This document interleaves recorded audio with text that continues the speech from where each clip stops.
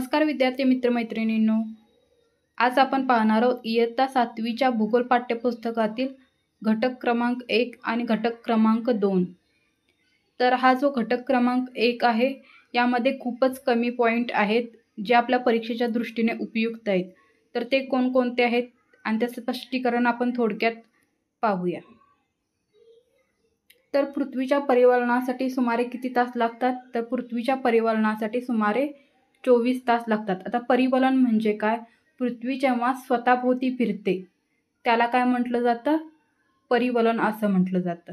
आणि पृथ्वी जेव्हा दुसऱ्या भोवती म्हणजे सूर्याभोवती फिरते त्याला काय म्हटलं जातं? परिभ्रमण असं म्हटलं जातं. म्हणजे स्वतःभोवती फिरणाऱ्याला काय म्हटलं जातं? परिवलन. आणि दुसऱ्या भोवती फिरणाऱ्याला काय म्हटलं जातं? तर त्याला परिभ्रमण असं म्हटलं जातं. तर पृथ्वीला परिवलनासाठी किती वेळ लागतो? तर सुमारे 24 तास लागतात, म्हणजे पूर्ण 1 दिवस लागतो. पृथ्वी स्वतःभोवती फिरताना कशी फिरते? तर पृथ्वी स्वतःभोवती फिरताना पश्चिमेकडून पूर्वेकडे फिरते. आता या पृथ्वीच्या परिवलनामुळे काय झालेलं आहे? तर दिवसाच्या स्वरूपात कालगणना करणे काय झालेलं आहे? शक्य झालेलं आहे. कारण पृथ्वीला स्वतःभोवती फिरण्यासाठी किती वेळ लागतो? तर सुमारे 24 तास लागतात. म्हणजे किती? 1 दिवस. कारण आपला 24 तासांचा 1 दिवस आहे. त्यामुळे दिवसाच्या स्वरूपात कालगणना करणे काय झालेलं आहे? तर शक्य झालेलं आहे. आणि त्यामुळे काय झालेलं आहे? तर सूर्योदय, मध्याह्न, सूर्यास्त तसेच दिनमान व रात्रमान या दिवसातील ज्या वेगवेगळ्या अवस्था आहेत त्या अनुभवायला आपल्याला मिळतात. तर एवढेच पॉईंट आपल्याला घटक क्रमांक 1 ऋतुनिर्मिती या पाठामध्ये अभ्यासायला मिळतील. तर आपण पुढचा पाठ पाहूया. घटक क्रमांक 2 सूर्य, चंद्र आणि पृथ्वी. तर हा आपला आहे घटक क्रमांक 2. यामधून आपल्याला परीक्षेच्या दृष्टीने खूप महत्त्वाचे प्रश्न विचारले गेलेले आहेत आणि पुढेही भविष्यात विचारले जातील. तर जे मी वेगळ्या कलरने इथे दिलेले आहेत तर ते तुमच्या परीक्षेच्या दृष्टीने काय आहेत? तर महत्त्वाचे पॉईंट आहेत. तर आपला पहिला पॉईंट काय आहे? चंद्राच्या गती. आता चंद्राच्या गतीमध्ये काय सांगितलेलं आहे? तर पृथ्वीप्रमाणेच काय आहेत? तर चंद्राला अक्षीय आणि कक्षीय काय आहेत? तर गती आहेत. म्हणजे पृथ्वीला जशा अक्षीय आणि कक्षीय गती आहेत तशाच कोणाला आहेत? तर चंद्रालाही अक्षीय आणि कक्षीय गती आहेत. आता हा चंद्र आहे तो काय करतो? तो स्वतःभोवती फिरतो. आता स्वतःभोवती परताना चंद्र काय करत असतो? तो पृथ्वीभोवतीही प्रदक्षिणा घालत असतो. म्हणजे स्वतःभोवती फिरता फिरता काय करत असतो? तो पृथ्वीभोवतीही फिरत असतो. कारण चंद्र हा काय आहे? तर पृथ्वीचा उपग्रह आहे. आणि पृथ्वी काय करत असते? पृथ्वी ही स्वतःभोवती फिरता फिरता काय करत असते? सूर्याभोवती फिरत असते. म्हणजे सूर्याला प्रदक्षिणा घालत असते.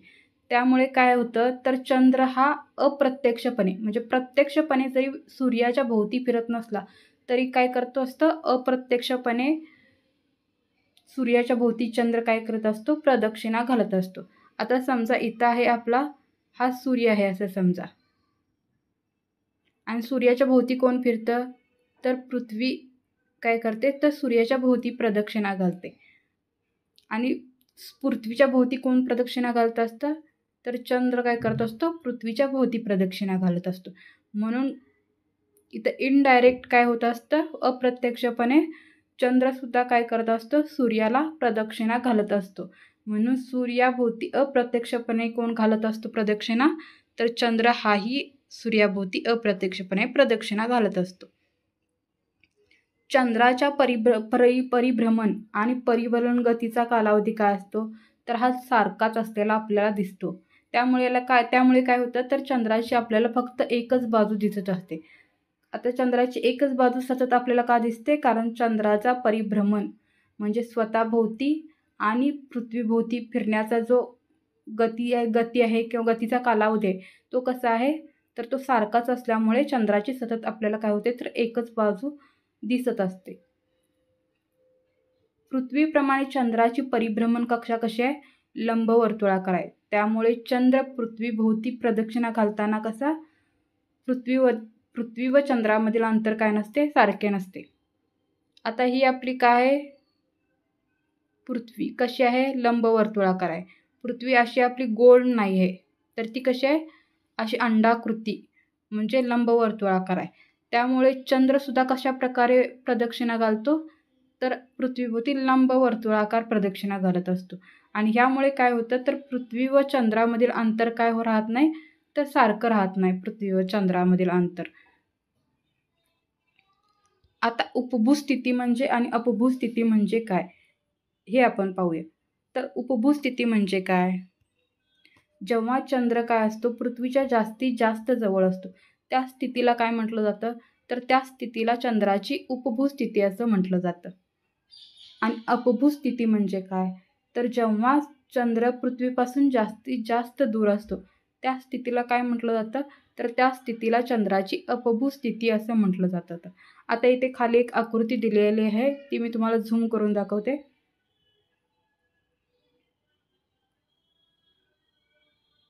आता या आकृतीमध्ये पहा, इथे ही उपभूस्थिती आहे. कारण काय झालेलं आहे, चंद्र पृथ्वीपासून कसं आहे, जवळ आहे. म्हणजे सुमारे 3,56,000 किलोमीटर इतक्या जवळ चंद्र असल्यामुळे काय झालेलं आहे, याला उपभूस्थिती असं म्हटलेलं आहे. आणि इथे आपल्याला चंद्र काय दिसतो, तर पृथ्वीपासून खूप दूर दिसतो. सुमारे 4,07,000 किलोमीटर इतका लांब आहे. म्हणून या स्थितीला काय म्हटलं आहे, तर या स्थितीला अपभूस्थिती असं म्हटलेलं आहे. म्हणजे जवळ असेल चंद्र पृथ्वीच्या तर त्याला उपभूस्थिती असे म्हणतात, आणि दूर असेल पृथ्वीपासून चंद्र तर त्या स्थितीला अपभूस्थिती असं म्हटलं जातं. आता पुढचा पॉईंट पाहूया. आता इथे आपल्याला चंद्राच्या काही कला दिलेल्या आहेत. कृष्ण पक्ष, शुक्ल पक्ष अशा बाबतीत एक आकृती दिलेली आहे, मी तुम्हाला झूम करून दाखवते. ठीक आहे, तर ही सूर्यकिरण आहेत. इथं अमावस्या आहे, इथं पौर्णिमा आहे, इथं कृष्ण पक्ष अष्टमी, शुक्ल पक्ष अष्टमी. आता आपल्याला माहिती आहे की पौर्णिमेला अमावस्येला काय असतो, तर चंद्र जो आहे तो पूर्ण झाकलेला असतो आणि पौर्णिमेला काय असतो, तर चंद्र आपल्याला पूर्णपणे दिसत असतो. आता अमावस्येपासून हा जो पौर्णिमेपर्यंतचा कालावधी आहे तर त्याला काय म्हटलं जातं, तर त्याला शुक्ल पक्ष असं म्हटलं जातं.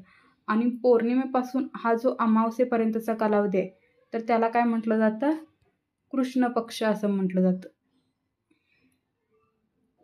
पौर्णिमेपासून अमावस्येपर्यंतच्या काळाला काय म्हणतात, तर कृष्ण पक्ष. आणि अमावस्येपासून पौर्णिमेपर्यंतच्या काळाला काय म्हटलं जातं, शुक्ल पक्ष असं म्हटलं जातं. म्हणजे हा 15 दिवसांचा कालावधी असतो आणि हा 15 दिवसांचा कालावधी असतो.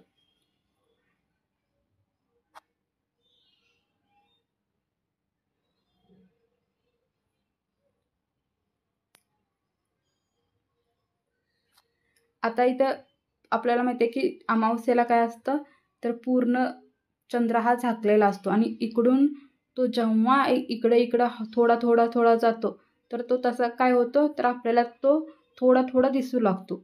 इथे आपल्याला दिसतं की थोडा दिसत आहे. इथं बघा, मी जिथं टिक केलेलं आहे तिथं आपल्याला काय होतं, चंद्र थोडा उघड झालेला आहे. आणि पौर्णिमेला तो काय होतो, तो पूर्ण दिसू लागतो आपल्याला चंद्र. आणि पौर्णिमेपासून परत जेव्हा तो इकडे येतो, पौर्णिमेपासून परत इकडे येतो, तर तेव्हा काय होतं, तर परत तो थोडा झाकला जातो आणि अमावस्येला काय होतं, पूर्ण झाकतो. अशा प्रकारे ह्या पौर्णिमा आणि अमावस्या चालत असतात. पुढचा पॉईंट पाहूया. आपण जेव्हा पृथ्वीवरून आकाशात या चंद्रकला पाहत असतो तर त्या काय असतात, ते काय असतात, तर ते चंद्रबिंब जे असतात, चंद्रबिंबाचे काय असतात, तर प्रकाशित भाग असतात. हे आपल्याला कशामुळे दिसतं, तर हे आपल्याला चंद्रावरून जे परावर्तित होणारे सूर्यप्रकाश आहेत तर त्यामुळे ह्या आपल्याला काय होतात, कला दिसत असतात. चंद्र पृथ्वीभोवती फिरत असताना पौर्णिमेला तो काय असतो, तर सूर्याच्या विरुद्ध बाजूला असतो. चंद्र जेव्हा पृथ्वीभोवती फिरत असतो तेव्हा तो पौर्णिमेला काय असतो, तर सूर्याच्या विरुद्ध बाजूला असतो. आणि अमावस्येला काय असतं, तर अमावस्येला चंद्र हा पृथ्वी व सूर्य यांच्या काय असतो, मध्ये असतो. पृथ्वी व सूर्य यांच्या काय असतो, मध्ये चंद्र असतो. आणि पौर्णिमेला तो सूर्याच्या बरोबर विरुद्ध बाजूला असतो. आता इथं खाली आकृती एक दिलेली आहे, त्या आकृतीमध्ये आपण पाहू. आता इथे आहे सूर्य आपला आणि इथं आहे चंद्र. म्हणजे हा काय आहे, चंद्र सूर्याच्या विरुद्ध बाजूला आहे. आणि विरुद्ध बाजूला कधी असतो, तर इथं पौर्णिमेला काय असतो, चंद्र सूर्याच्या विरुद्ध बाजूला असतो. आणि इथं पृथ्वी आहे, इथं सूर्य आहे आणि यांच्यामध्ये चंद्र आहे. यांच्यामध्ये जेव्हा चंद्र येतो तेव्हा काय होतं, तर तेव्हा अमावस्या असते. म्हणजे सूर्याच्या विरुद्ध बाजूला चंद्र असेल तर काय असते, पौर्णिमा. आणि सूर्य व पृथ्वी यांच्यामध्ये असेल तर काय असते, तर तेव्हा अमावस्या असते. शुद्ध व वद्य अष्टमीच्या दिवशी चंद्र, पृथ्वी, सूर्य यांच्यामध्ये किती अंशाचा कोन तयार होतो, तर 90 अंशाचा कोन तयार होतो. कधी, शुद्ध व वद्य अष्टमीच्या दिवशी. त्यावेळी आपल्याला चंद्राच्या प्रकाशित भागाचा काय दिसतो, अर्धाच भाग दिसतो. पण त्यावेळी आकाशात चंद्र पूर्ण वर्तुळाकार असतो. पण शुद्ध वद्य अष्टमीच्या दिवशी चंद्र, पृथ्वी आणि सूर्य यांच्यामध्ये 90 अंशाचा कोन तयार होतो. त्यामुळे काय होतं, आपल्याला चंद्राचा प्रकाशित भाग अर्धाच दिसतो. आता इथे आपण पाहूया, इथे काय आहे, शुक्ल पक्ष म्हणजे शुद्ध अष्टमी आणि इथं काय आहे, कृष्ण पक्ष म्हणजे वद्य अष्टमी. आता इथे सूर्य आहे, इथे पृथ्वी आहे आणि इथं काय आहे, चंद्र आहे. सूर्य, पृथ्वी आणि चंद्र आणि यांच्यामध्ये किती अंशाचा कोन तयार झालेला आहे, तर 90 अंशाचा कोन तयार झालेला आहे. इकडं शुद्ध अष्टमीला पण तसंच, इथं आहे सूर्य, इथं आहे पृथ्वी आणि इथं काय आहे, चंद्र. म्हणजे यांच्यामध्ये किती अंशाचा कोन तयार झालेला आहे, तर 90 अंशाचा कोन तयार झालेला आपल्याला इथं दिसून येतो. त्यामुळे आपल्याला काय होतं, तो जो चंद्राचा वरचा भाग आहे हाच फक्त दिसतो. इथे दिसते बघा, काय झालेलं असतं, चंद्राचा फक्त आपल्याला अर्धाच भाग दिसतो.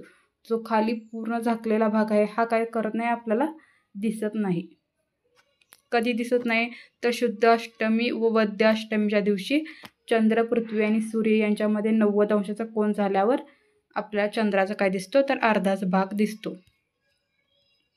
आता ग्रहणे पाहूया. पृथ्वीची परिभ्रमण कक्षा व चंद्राची परिभ्रमण कक्षा नेहमी कशी नसते, तर एकाच पातळीत नसते. म्हणजे पृथ्वी परिभ्रमण कक्षा व चंद्र पृथ्वीभोवती फिरतो आणि पृथ्वी सूर्याभोवती फिरते. ही जी त्यांची कक्षा आहे ती कशी नसते, तर एका पातळीत नसते. चंद्राची परिभ्रमण कक्षा कशी असते, पृथ्वीच्या परिभ्रमण कक्षेची सुमारे 5 अंशाचा कोन करत असते. आता इथं वरती आकृतीमध्ये आपल्याला दिसेल, इथं नाही, खालच्या आकृतीमध्ये आपल्याला इथं दाखवते.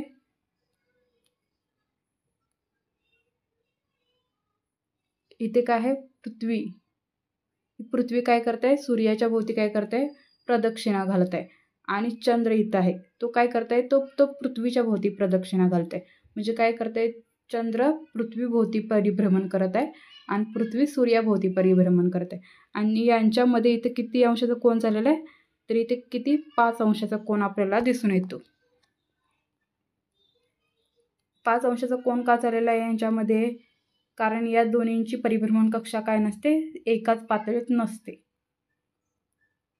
चंद्र प्रत्येक परिभ्रमणादरम्यान पृथ्वीच्या परिभ्रमणाला किती वेळा छेदतो, तर 2 वेळा छेदतो. प्रत्येक अमावस्येला सूर्य, चंद्र, पृथ्वी यांना जोडणाऱ्या रेषेत 0 अंशाचा कोन असतो.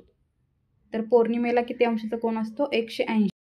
असे असले तरी प्रत्येक पौर्णिमेला किंवा प्रत्येक अमावस्येला काय होत नाही, सूर्य, चंद्र आणि पृथ्वी ही जी आहेत ती एका पातळीत किंवा एका सरळ रेषेत येत नाहीत. म्हणून प्रत्येक अमावस्येला किंवा प्रत्येक पौर्णिमेला काय होत नाहीत, तर ग्रहणेही होत नाहीत. म्हणजे ग्रहणे केव्हा होतात, जेव्हा सूर्य, चंद्र आणि पृथ्वी एका सरळ रेषेत किंवा एका सरळ पातळीत येतात. पण हे केव्हा येतात, अमावस्येला किंवा पौर्णिमेला.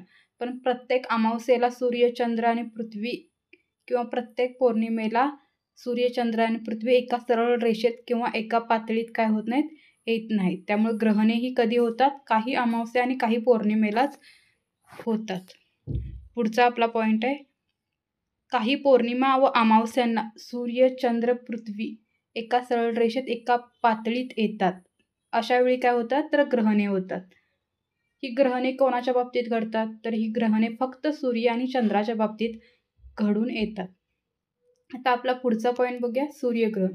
आता सूर्यग्रहण म्हणजे काय, सूर्य व पृथ्वी यांच्या दरम्यान कोण येतं, तर चंद्र. सूर्य व पृथ्वी यांच्या दरम्यान चंद्र आल्यामुळे काय होतं, तर चंद्राची जी सावली आहे ती पृथ्वीवर पडते. या स्थितीत हे जे 3 खगोल आहेत तर ते समपातळीत व सरळ रेषेत येतात. त्यामुळे चंद्राची जी सावली पृथ्वीवर ज्या ठिकाणी पडते तेथून काय होते तर सूर्यग्रहण तेथून अनुभवता येतं. ही जी सावली आहे ती 2 प्रकारे पडते. मध्य भागात दाट आणि कडेच्या भागात कशी पडते, विरळ पडते. म्हणजे इथे काय सांगितलेलं आहे, सूर्य व पृथ्वी यांच्या दरम्यान कोण येतं, चंद्र. आणि ह्या सूर्य व पृथ्वी यांच्या दरम्यान चंद्र आल्यामुळे जी चंद्राची सावली आहे ती कोणावर पडते, ती पृथ्वीवर पडते. या स्थितीत जेव्हा चंद्र, सूर्य, पृथ्वी एका समपातळीत म्हणजे एका सरळ रेषेत येतात, त्यामुळे काय होतं तर चंद्राची सावली पृथ्वीवर ज्या ठिकाणी पडते तेथून काय होतं तर तेथून आपल्याला सूर्यग्रहण अनुभवता येतं. आणि हे 2 प्रकारे ही सावली पडते. मध्य भागात ती दाट पडते, कडेच्या भागात ती विरळ पडते. आता मध्य भागात दाट आणि कडेच्या भागात विरळ पडल्यामुळे नेमकं काय होतं तर त्यामुळे 2 ग्रहणे होतात. 2 सूर्यग्रहण होतात. म्हणजे एक खग्रास सूर्यग्रहण आणि एक खंडग्रास सूर्यग्रहण. आता खग्रास सूर्यग्रहण केव्हा आपण म्हणतो तर ते पाहू. तर खग्रास सूर्यग्रहण पृथ्वीच्या ज्या भागात दाट सावली पडलेली असते तेथून सूर्य काय होतो पूर्ण झाकलेला दिसतो. ही स्थिती म्हणजे काय तर ही स्थिती म्हणजे खग्रास सूर्यग्रहण. आणि हे फारच थोड्या भागातून काय होतं आपल्याला अनुभवता येतं. आणि खंडग्रास सूर्यग्रहण केव्हा होतं, पृथ्वीवरच्या भागात विरळ छाया पसरलेली असते आणि सूर्यबिंबाचा काय होतं तर काहीच भाग, तेव्हा सूर्यबिंब अंशतः ग्रासलेले असते. आणि ती स्थिती म्हणजे काय तर ती स्थिती म्हणजे खंडग्रास सूर्यग्रहण. आता खाली एक आकृती दिलेली आहे, त्यामध्ये आपल्याला खंडग्रास आणि खग्रास सूर्यग्रहण कशा प्रकारे होतं किंवा कोणत्या ग्रहणाला खग्रास आणि खंडग्रास असं म्हटलं जातं तर ते आपण पाहूया. त्यासाठी आपल्याला आकृती जरा झूम करावी लागेल. आता हा काय आहे तर हा आहे सूर्य, हा आपला चंद्र आणि ही आपली पृथ्वी. तर ही काय आलेली आहेत, ही सरळ रेषेत सूर्य, चंद्र आणि पृथ्वी काय आलेले आहेत. आणि सूर्य व पृथ्वी यांच्यामध्ये कोण आहे तर सूर्य व पृथ्वी यांच्यामध्ये चंद्र आहे.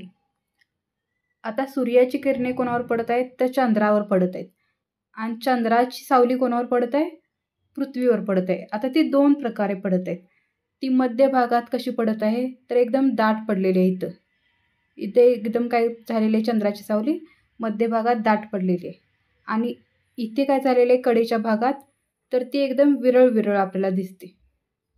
आता जिथे इथे दाट पडलेले आहे त्यामुळे तुम्हाला मी कलर चेंज करून दाखवते. आता इथे दाट सावली पडलेली आहे तर ह्या दाट सावली ज्या ठिकाणी पडते त्याला काय म्हटलं जातं तर त्याला खग्रास सूर्यग्रहण असं म्हटलं जातं. आणि इथं जिथं विरळ विरळ पडलेले आहे तर त्याला काय म्हटलं जातं तर त्या ग्रहणाला खंडग्रास सूर्यग्रहण असं म्हटलं जातं. आता हे पूर्णतः झाकलेलं जे आहे तर ते काय आहे ते खग्रास सूर्यग्रहण आहे आणि हे अंशतः झाकलेलं काय आहे, खंडग्रास सूर्यग्रहण. आता पुढचं ग्रहण आहे कंकणाकृती सूर्यग्रहण. काही वेळा चंद्र पृथ्वीपासून अपभू स्थितीत म्हणजे जास्तीत जास्त काय दूर असतो. आपण वर पाहिलेलं आहे की अपभू स्थिती म्हणजे काय, चंद्र पृथ्वीपासून जास्तीत जास्त दूर असलेल्या स्थितीला काय म्हटलं जातं तर अपभू स्थिती असते म्हटलं. तर काही वेळा चंद्र काय असतो पृथ्वीपासून अपभू स्थितीत असतो, म्हणजेच तो पृथ्वीपासून कसा असतो जास्तीत जास्त दूर असतो. परिणामी चंद्राची जी दाट सावली आहे ती काय होते तर ती पृथ्वीपर्यंत पोहोचू शकत नाही. आता चंद्र पृथ्वीपासून कसं आहे दूर आहे, त्यामुळे काय होतं चंद्राची दाट सावली पृथ्वीपर्यंत पोहोचू शकत नाही. ती कुठे संपते तर ती अवकाशातच संपते. अशा वेळी पृथ्वीवर अगदी थोड्या भागातून सूर्याची फक्त प्रकाशमान काय होते कडा दिसते एखाद्या वर्तुळाप्रमाणे. यालाच काय म्हटलं जातं तर यालाच कंकणाकृती सूर्यग्रहण असं म्हटलं जातं. आता ते आपण आकृतीच्या माध्यमातून पाहूया. तर हे आहे आपलं कंकणाकृती सूर्यग्रहण. हा आपला सूर्य, चंद्र आणि ही पृथ्वी, ही कशी आहे 3 समान सरळ रेषेत आहेत. आणि सूर्य व पृथ्वी यांच्यामध्ये कोण आहे आपला चंद्र आहे. हे आहे खंडग्रास ग्रहण. जे आपल्याला कसं दिसतं तर अंशतः दिसतं. इथे चंद्राची दाट सावली कुठे पडलेली आहे, पृथ्वीवर पडत आहे, पण ही कुठे संपलेली आहे तर ही अवकाशातच संपलेली आहे. ही जी चंद्राची सावली आहे ती आपल्याला पृथ्वीवर पोचलेली दिसत नाही. इथं पृथ्वीवर पोचलेली दिसत नाही आहे. त्यामुळे काय झालेलं आहे, कंकणाकृती सूर्यग्रहण आपल्याला दिसून येतं.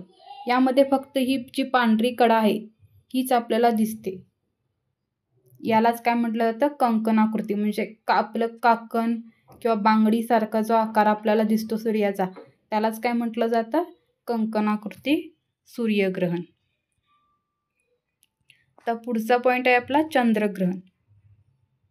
आता सूर्यग्रहणाला किती आपले ग्रहण लागतात तर खग्रास, खंडग्रास आणि कंकणाकृती. पण चंद्राच्या बाबतीत 2च ग्रहण असतात, एक म्हणजे खग्रास आणि दुसरं खंडग्रास.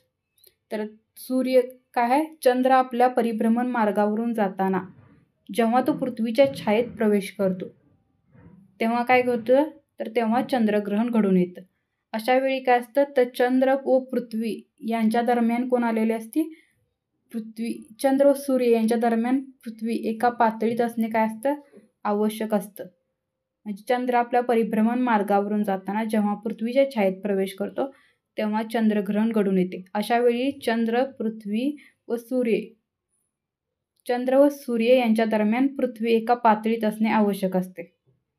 तर अशा वेळीच काय घडतं तर चंद्रग्रहण घडून येतं. ही खाली आपल्याला आकृती दिसते.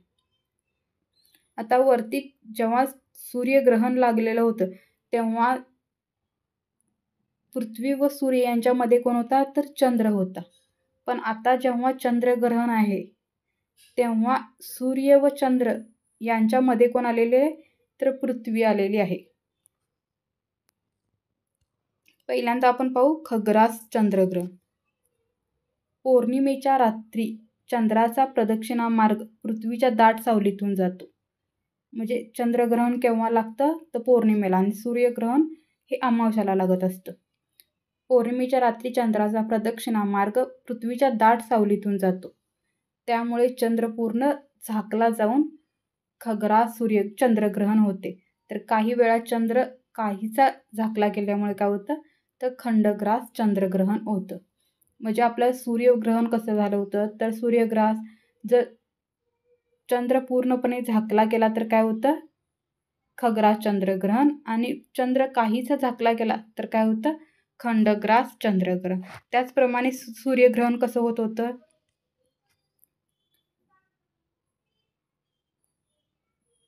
पृथ्वीवर ज्या भागात दाट सावली पडलेली असते तेथून पूर्ण काय सूर्य झाकलेला दिसतो. या स्थितीला काय म्हटलं जात होतं तर खग्रास सूर्यग्रहण.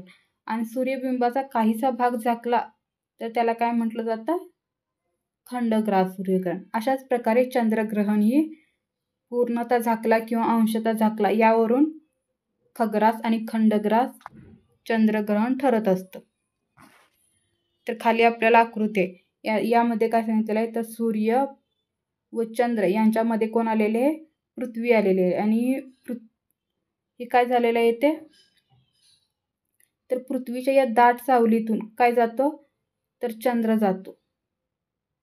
ही जी पृथ्वीची दाट सावली आहे त्यातून काय जातं चंद्र असा प्रदक्षिणा करीत जात असतो. आणि जेव्हा चंद्र हा या दाट सावलीत येतो तर या दाट सावलीत आल्यावर काय होतं चंद्र पूर्णपणे झाकला जातो. यामुळे यावेळी काय होतं तर यावेळी खग्रास ग्रहण होतं. आणि हा चंद्र कुठे जातो तर इकडे किंवा इकडे विरळ सावलीतून जातो.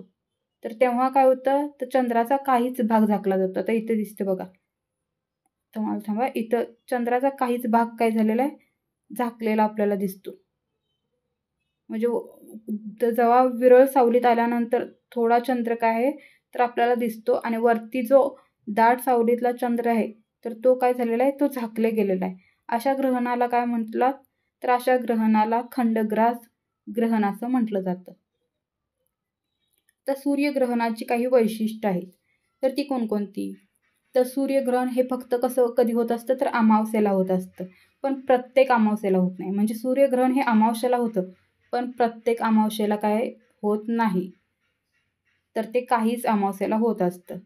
आणि सूर्यग्रहण होण्यासाठी काय आवश्यक असतं, तर सूर्य, चंद्र आणि पृथ्वी हे एका सरळ रेषेत व एका पातळीत आल्यावरच काय होतं, तर सूर्यग्रहण होते.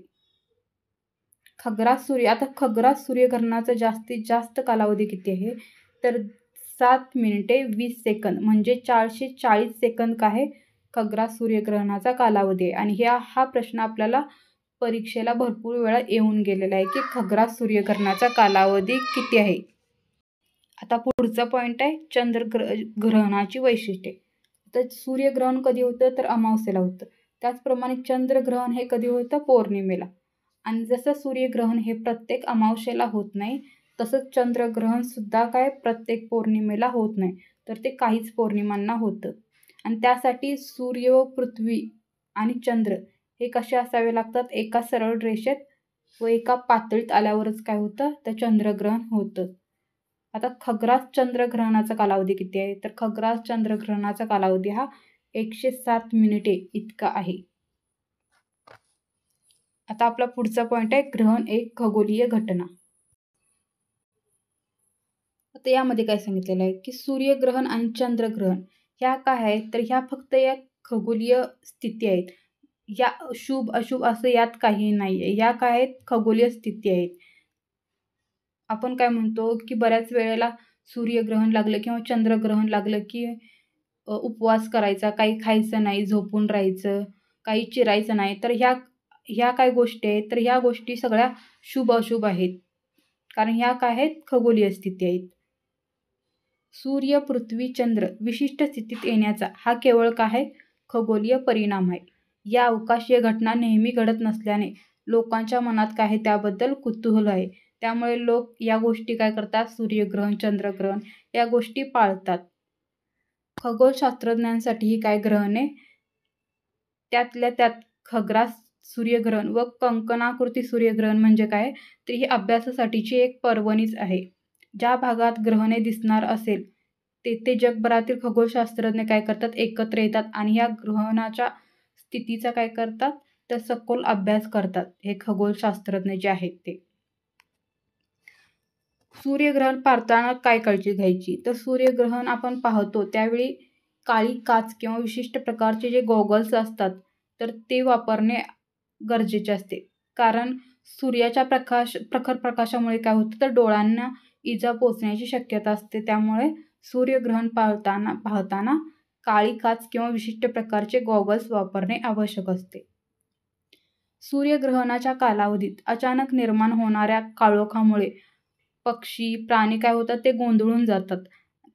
कारण ह्या गोष्टी ज्या आहेत जैविक घड्याळापेक्षा कशा असतात, तर वेगळ्या असतात. आणि त्यांच्या या घटनेला मिळणारा प्रतिसादही काय असतो, तर वेगळा असलेला आपणास पाहायलाच मिळतो. आता तुम्हाला माहीत आहे का म्हणून पुस्तकामध्ये एक पॉईंट दिलेला आहे. त्यामधील पुढचे घटक आपण पाहूया. त्यामध्ये काय आहे, पिधान व अधिक्रमण. आता ग्रहणाप्रमाणेच चंद्र, सूर्य यांच्या बाबतीत काही विशिष्ट स्थिती निर्माण होतात. त्यांनाच काय म्हटलं जातं, तर पिधान आणि अधिक्रमण म्हणतात. म्हणजे ग्रहणाप्रमाणेच चंद्र व सूर्यांच्या बाबतीत आणखीन काही गोष्टी घडतात, त्यालाच काय म्हटलं जातं, पिधान व अधिक्रमण असं म्हटलं जातं. आता पिधान कोणामुळे घडतं, तर पिधान हे चंद्रामुळे घडतं आणि अधिक्रमण हे सूर्यामुळे घडतं. तर सुरुवातीला आपण पिधान म्हणजे काय हे पाहूया. तर पिधान म्हणजे काय, तर ही एक अवकाशीय घटना आहे.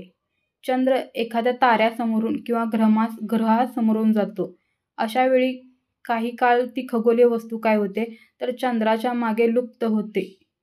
म्हणजे चंद्राच्या मागे ती खगोलीय वस्तू काय होते, दिसत नाही.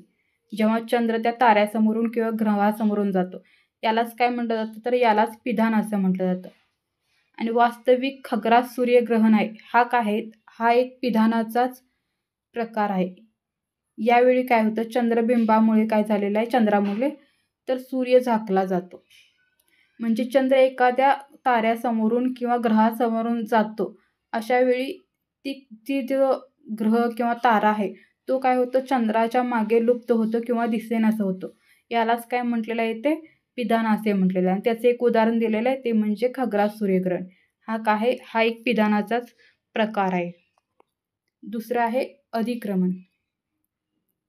अधिक्रमण कशाला म्हणायचं, तर पृथ्वी आणि सूर्य यांच्या रेषेत बुध किंवा शुक्र यांच्यापैकी जो अंतर्ग्रह आहे या दोन्हींपैकी तो आला तर त्याला काय म्हटलं जातं, त्याला अधिक्रमण म्हटलं जातं.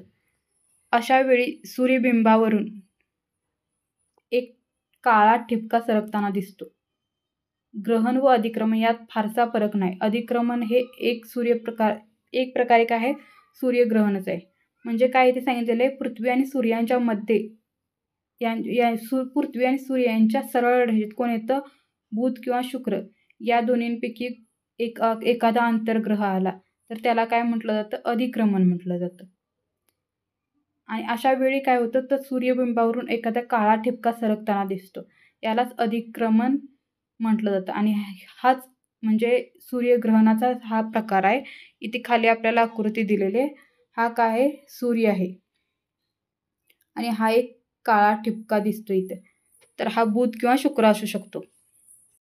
तर ही आकृती कशाची आहे, तर ही आकृती आहे अधिक्रमणाची. तर अशा प्रकारे आज आपण इयत्ता 7वीच्या पाठ्यपुस्तकातील घटक क्रमांक 2 आणि घटक क्रमांक 1 अभ्यासलेला आहे.